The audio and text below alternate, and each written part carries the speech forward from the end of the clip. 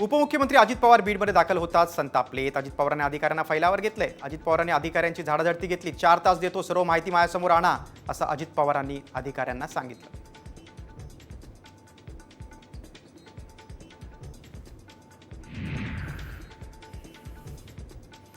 बीड जिल्ह्यात दादागिरी खपून घेणार नाही असा सज्जड दम पालकमंत्री अजित पवारांनी भरलाय. बीड दौऱ्यावर असताना दादांनी नेते प्रशासनाला खडे बोल सुनावलेत.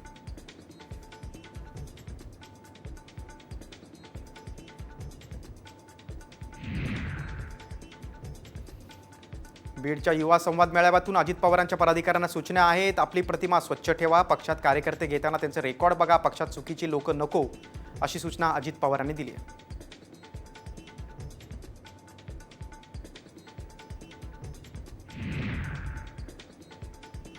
राख वाळू भूखंड गँगला सुतासारखं सरळ करणार असा दम अजित पवारांनी बीडमध्ये भरलाय. चुकीच्या पद्धतीनं काम केलं तर कंत्राटदार काळ्या यादीत टाकू, असा इशारा देखील.